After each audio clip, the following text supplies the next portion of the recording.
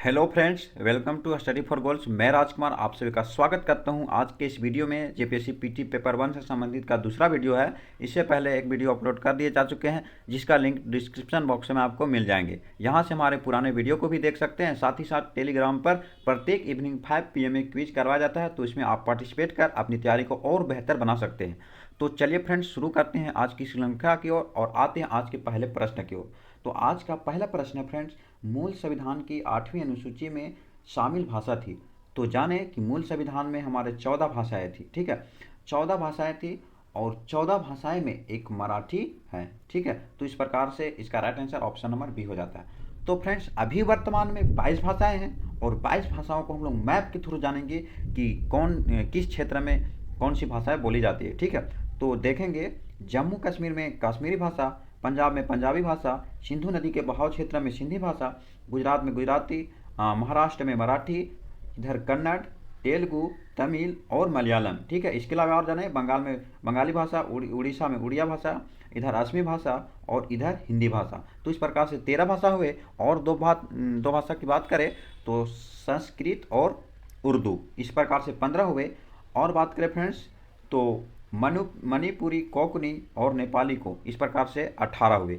और चार और बात करें तो मैथिली, संथाली, डोंगरी और बोडो, इस प्रकार से टोटल 22 भाषाएं हो जाते हैं। ठीक है, तो 22 भाषा अगर आप इस सीक्वेंस में या इस तरीके से आप याद रखते हैं तो आपको लंबे समय तक आपको याद रहेंगे। ठीक है, तो फ्रेंड्स अब बात करें कि जो एग्ज़ाम में पूछे जाते हैं जिस प्रकार से क्वेश्चन, उसको लेकर हम कुछ ट्रिक अप्लाई किए हैं। तो फ्रेंड्स, कभी कभी क्या होता है कि 92वां संविधान संशोधन में कौन कौन सी भाषा को जोड़ा गया था। ठीक है, तो क्या होता है कि आप उस समय कंफ्यूज करने लग जाते हैं कि संथाली, मैथिली, डोंगरी, इस तरह कंफ्यूज करने लग जाते हैं। तो इसके लिए मैं ट्रिक अप्लाई किया हूँ। तो 92वां संविधान संशोधन 2003 में मैथिली, संथाली, डोंगरी और बोडो को जोड़ा गया। ट्रिक से देखेंगे, एसडीएम बनो, एस से हो जाएगा संथाली, डी से डोंगरी, एम से मैथिली और बनो से यानी ब से बोडो। इस प्रकार से ध्यान रखिए। आगे बात करें तो देखेंगे कि 71वां संविधान संशोधन 1992 में मणिपुरी, कोंकणी और नेपाली को जोड़ा गया। अब इसका शॉर्टकट ट्रिक है 71 मंकी को पाली। 71 से 71वां संविधान संशोधन, एम एन से बन जाएगा मणिपुरी, को से कोंकणी और पाली से बन जाएगा नेपाली। तो फ्रेंड्स, अगले प्रश्न की ओर बढ़ते हैं। निम्न में अंतर्राष्ट्रीय संगठनों के वार्षिक की रिपोर्ट में कौन सा सही सुमेलित है। ठीक है, एक तरफ दिया गया संगठन और दूसरी तरफ वार्षिक रिपोर्ट दी गई है। ठीक है, बात करें विश्व आर्थिक मंच वैश्विक ऊर्जा संक्रमण इंडेक्स जारी करता है। ठीक है, विश्व bank ease of doing business जारी करता है और 2020 में भारत का स्थान 63वां है। यूएनडीपी मानव विकास सूचकांक जारी करता है। ठीक है, तो इस प्रकार से इसका right answer option number D हो जाता है, यानी उपरोक्त में से सभी सही है। अगले प्रश्न की ओर बढ़ते हैं। तो आज का अगला प्रश्न है, कोरोना के बढ़ते संक्रमण के कारण टीकाकरण की शुरुआत भारत में किस तिथि को की गई। तो फ्रेंड्स, इसका right answer option number D हो जाता है। आज पूरे विश्व कोरोना महामारी से लड़ रहा है, तो इसको हमें इस महामारी में हम लोग को काबू पाने के लिए टीकाकरण की शुरुआत की गई है। तो इस दृष्टि से यानी करंट अफेयर के दृष्टि से ये प्रश्न इंपॉर्टेंट रह जाते हैं, तो इसीलिए प्रश्न को हम शामिल किए हैं। ठीक, अगले प्रश्न को और चलते हैं। इनमें से कौन सा कथन पंचायती राज के संदर्भ में गलत युग में है। तो फ्रेंड, एक तरफ दिया गया सूची 1 और सूची 2 में देखेंगे कि सूची 1 में समिति और सूची 2 में मजबूती पर बल।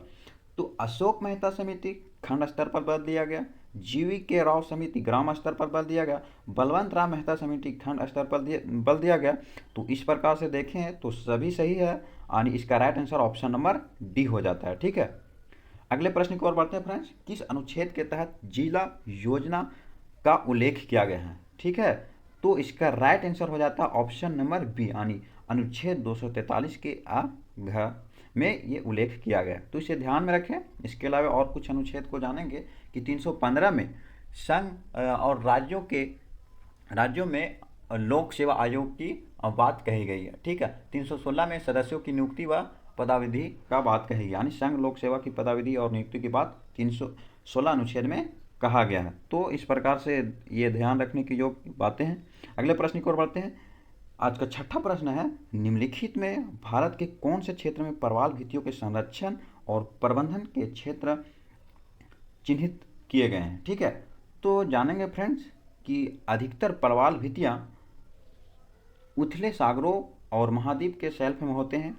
प्रवालों की उत्पत्ति उष्णकटिबंधीय सागरों में 30 डिग्री उत्तरी अक्षांश से 30 डिग्री दक्षिणी अक्षांश के मध्य पाई जाती है। ठीक है, अगर प्रवालों की उपयोगिता की बात करें तो जैसा कि हम लोग जानते हैं कि प्रवाल भित्ति विश्व का दूसरा समृद्ध पारिस्थितिकी तंत्र होता है। यह केवल जीव का वनस्पति का आश्रय स्थल नहीं, बल्कि इसका इस्तेमाल बहुत से दवाइयों में भी किया जाता है। ठीक है फ्रेंड्स, और इस प्रकार से अगर हम लोग बात करें इसका राइट आंसर, तो जानेंगे कि ये अधिकतर समुद्र के तटीय और उछले सागरों में ये प्रवाल भित्तियों का विकास होता है। तो देखेंगे कच्छकरण, अंडमान निकोबार द्वीप समूह और मन्नार की खाड़ी और लक्षद्वीप। इस प्रकार से उपरोक्त में से सही, यानी सभी क्षेत्र ये प्रवाल भित्तियों के लिए चिन्हित किए गए हैं। ठीक है, अगले प्रश्न की ओर बढ़ते हैं। तो आज का 7वां प्रश्न है, करो या मरो अंग्रेजों हमारी माटी छोड़ो का नारा किस आंदोलन में दिया गया था? तो फ्रेंड्स इसका right answer option number C, यानी संथाल विद्रोह में ये कहा गया था। अब बात करें संथाल विद्रोह की बात आई तो यह विद्रोह 1855 में प्रारंभ हुआ था। इसका प्रमुख नेता सिंधु और कान्हू थे। अच्छा, इस विद्रोह को कई नाम से भी जाना जाता है, जैसा कि हुल विद्रोह, संथाल विद्रोह, प्रथम जनक्रांति विद्रोह, मुक्ति विद्रोह और खूनी विद्रोह के भी नाम से जाना जाता है। ठीक है फ्रेंड्स, तो ये ध्यान रखें इसे। अगले प्रश्न की ओर बढ़ते हैं, एशियाई विकास बैंक का मुख्यालय कहाँ है? ठीक है, तो एशियाई विकास बैंक का मुख्यालय मनीला फिलीपींस में है। ठीक है, अगले प्रश्न की ओर बढ़ते हैं, वर्ष 2021 में गणतंत्र दिवस के परेड पर किस देश के सैनिक दस्ते को शामिल किया गया? ठीक है, तो इसका right answer option number D, यानी बांग्लादेश के सैनिक दस्ते को शामिल किया गया। जाने कि गणतंत्र दिवस के झांकी का सर्वश्रेष्ठ पुरस्कार गणतंत्र दिवस में दिखाई गई राम मंदिर के मॉडल को झांकी का सर्वश्रेष्ठ पुरस्कार मिला है। ठीक है, तो ये इम्पोर्टेंट है, इसमें इसको हम लोग ध्यान में रखना अति आवश्यक हो जाता है। ठीक है, तो इसे ध्यान में रखें। अगले प्रश्न की ओर बढ़ते हैं फ्रेंड्स। तो हाल ही में 22 मार्च 2021 को जल दिवस मनाया गया। इस बार की जल दिवस की थीम क्या रखी गई? ठीक है, तो इस बार के जल दिवस की थीम रखी गई वैल्यूइंग वाटर। ठीक है, तो वैल्यूइंग वाटर रखी गई। और बात करें फ्रेंड्स वैल्यूइंग वाटर में आने की, जिसका लक्ष्य लोगों को ये जल का महत्व को समझाना, और कई ऐसे देश हैं जहां आज जल की समस्या भी बनी हुई है। तो बात करें जल दिवस कब से मनाई जा रही है, तो विश्व जल दिवस 22 मार्च को मनाया जाता है। इसका उद्देश्य विश्व के सभी देशों में स्वच्छ जल और सुनिश्चित जल उपलब्ध कराना, साथ ही जल संरक्षण के महत्व की ओर ध्यान केंद्रित करना। ब्राज़ील के रियो डी जेनेरो में वर्ष 1992 में आयोजित पर्यावरण और विकास संयुक्त राष्ट्र सम्मेलन में के द्वारा आयोजित कार्यक्रम में जल दिवस मनाने की पहल की शुरुआत की गई, और 1993 के बाद हर वार्षिक जल दिवस मनाने की शुरुआत की गई। तो इसे भी ध्यान में रखें। फ्रेंड्स आगे बढ़ते हैं। तो आगे बढ़ने से पहले मैं बता दूं कि हमारे S4G टीम के द्वारा JPSC एंड JSSC की बेहतर तैयारी के लिए व्हाट्सएप पेड ग्रुप की शुरुआत की गई है। तो इसके लिए आपको 99 का पेमेंट करना होगा। ठीक है, और 99 पेमेंट कर इस नंबर पे आप व्हाट्सएप करें, आपको कुछ ही देर में उस ग्रुप का मेंबर बना दिया जाएगा। और फ्रेंड्स 99 में भी आपको JPSC PT का पेपर 1 और पेपर 2 का टेस्ट, यानी कि वो टेस्ट सीरीज आपको मिलते रहेंगे। ठीक है, तो फ्रेंड्स ये बहुत बड़ी बात है, और ये बहुत कम ही कॉस्ट में आप लोग को उपलब्ध कराया जा रहा है, ताकि गरीब से गरीब भी बच्चे मतलब पढ़ सके। ठीक है फ्रेंड्स, आगे बात करें, अगले प्रश्न की ओर चलते हैं। तो आज का 11वां प्रश्न है, राजा राम मोहन राय द्वारा स्थापित प्रथम संस्था थी? तो फ्रेंड्स इसका राइट आंसर हो जाता है आत्मीय सभा। ठीक है, 1915 में ये स्थापना हुई थी। राजा राम मोहन राय के ही द्वारा और संस्था की स्थापना हुई थी। जैसे बात करें कि 1925 में वेदांता कॉलेज और 1928 में ब्रह्म समाज की स्थापना राजा राम मोहन राय के द्वारा किया गया। तो इसे भी आप ध्यान में रखें। साथ ही फ्रेंड आज के अगले प्रश्न की ओर बढ़ते हैं। तो मरुस्थलीय पौधे के जड़ें लंबी होती है क्योंकि? फ्रेंड्स जानते भी होंगे आप, अगर मरुस्थल क्षेत्र में या कहीं मरुस्थलीय क्षेत्र में गए होंगे या घूमे होंगे या तो फिर कहीं पढ़े होंगे या फिर उसका अध्ययन किए होंगे, तो जानते होंगे कि मरुस्थल क्षेत्र में पानी का अभाव होता है। ठीक है, तो इसी कारण से वहाँ का पेड़ की जो जड़ें होती है वो बहुत गहराई तक यानी लंबी होती है। तो इस प्रकार से इसका right answer option number B हो जाता है, यानी जड़ें पानी की तलाश में लंबी हो जाती हैं। अगले प्रश्न की ओर बढ़ते हैं। वीडियो कॉन्फ्रेंसिंग है। तो फ्रेंड्स, अभी वर्तमान समय में कोरोना महामारी में अधिकतर meeting, virtual meeting video conferencing के माध्यम से किया जा रहा है। तो इस दृष्टि से, करंट अफेयर की दृष्टि से इम्पोर्टेंट हो जाता है, तो इसीलिए प्रश्न को शामिल किए हैं। तो इसका राइट आंसर हो जाता है ऑप्शन नंबर बी, दूरसंचार प्रौद्योगिकी का उपयोग करते हुए वीडियो कॉल का परिचालन करना। ठीक है, तो इसे ध्यान में रखें। अगले प्रश्न की ओर बढ़ते हैं। नीला थोथा क्या है? तो फ्रेंड्स, इसका आंसर हो जाता है right answer option number C, copper sulphate. ठीक है,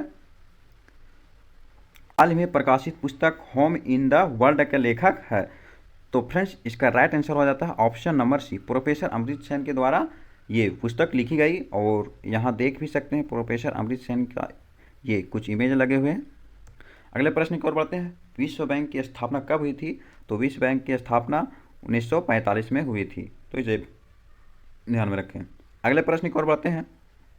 इनमें से किस शासक को पाटलिपुत्र का संस्थापक माना जाता है? तो फ्रेंड्स, इसका राइट आंसर हो जाता है ऑप्शन नंबर सी, यानी उदयन के माना जाता है। ठीक है, अगले प्रश्न की ओर बढ़ते हैं। झारखंड में कांग्रेस का 52वां अधिवेशन के संदर्भ में कौन सा कथन असत्य है? ठीक है, तो हम लोग चलते हैं।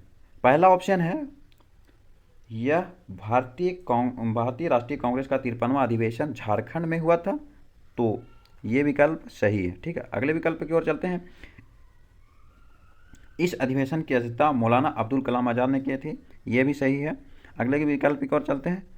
इस अधिवेशन मतलब यह अधिवेशन नवंबर 1940 में हुआ था। फ्रेंड्स, ये गलत है। 19-20 मार्च 1940 में ये अधिवेशन हुआ था। ठीक है, अगले विकल्प की ओर चलते हैं। इस अधिवेशन के दौरान रामगढ़ में कांग्रेस के सभा स्थल को मजहर कहा गया, तो ये भी सही है। तो इस प्रकार से फ्रेंड, इसका राइट आंसर ये हो जाता है। ठीक है, यानी ये गलत है ऑप्शन में। ठीक है, तो इस प्रकार से इसका right answer option number C हो जाता है। अगले प्रश्न की ओर बढ़ते हैं। तो आज का 19वां प्रश्न है, निम्नलिखित में कौन सा युग्म असत्य है?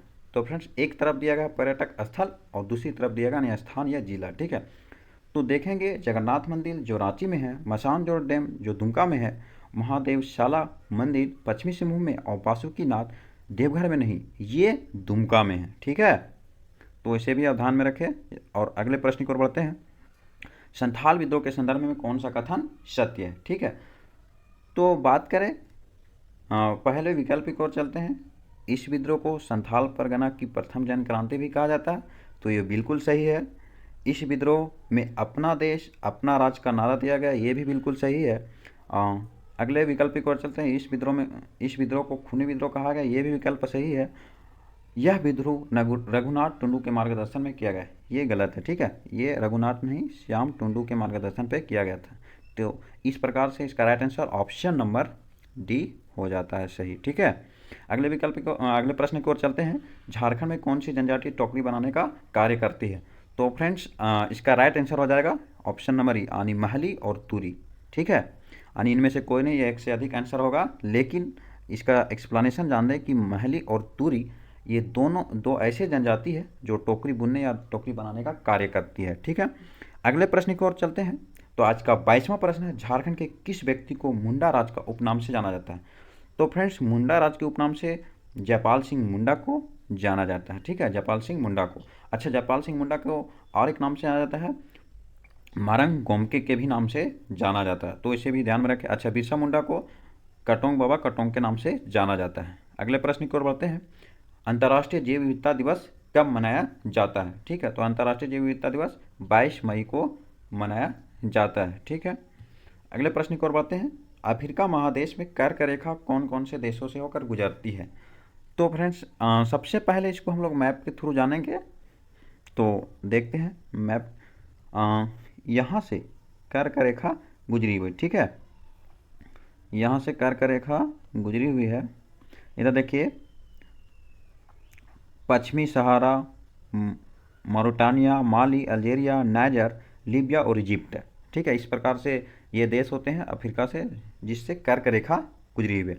इधर से मकर रेखा और इसके बीचों बीच से विषुवत रेखा गुजरी हुई है। तो कभी कभी ये भी पूछा जाता है कि कौन ऐसा महादेश है जहाँ से तीनों रेखाएं गुजरी हुई है, तो अफ्रीका होगा, हो जाएगा। ठीक है, तो मैप के थ्रू जान लिए। तो इस प्रकार से इसका right answer option number B हो जाता है, पश्चिमी Sahara, Mauritania, Mali, Algeria, Niger, Libya और मिस्र। ठीक है, अगले प्रश्न की ओर बढ़ते हैं फ्रेंड्स। तो आज का अंतिम और 25वां प्रश्न है, आंध्र प्रदेश के राज्यपाल अभी वर्तमान में कौन है? तो बिश्वा भूषण हरिश्चंद्र है। ठीक है, इसे भी ध्यान में रखें।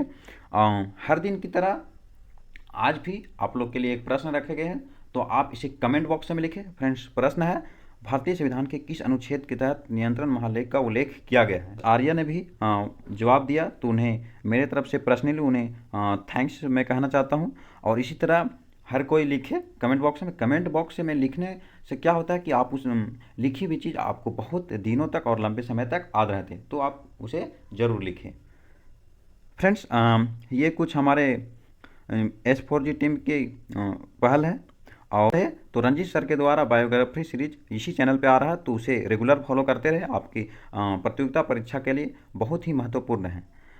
आगे बढ़ते हैं। तो फ्रेंड्स, अगर आपको किसी प्रश्न में दिक्कत हो या किसी प्रकार से कोई क्वेरी हो, तो आप मुझे राजकुमार के नाम से फेसबुक में फॉलो कर सकते हैं और इंस्टाग्राम में मुझे राजकुमार के नाम से फॉलो कर आप कोई भी क्वेरी आप हमसे पूछ सकते हैं। ठीक है, हाँ, ध्यान रहे कि आप केवल मैसेज ही करें।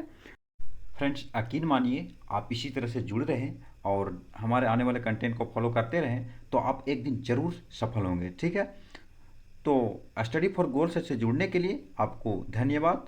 आप इसी तरह से रेगुलर आप फॉलो करते रहें।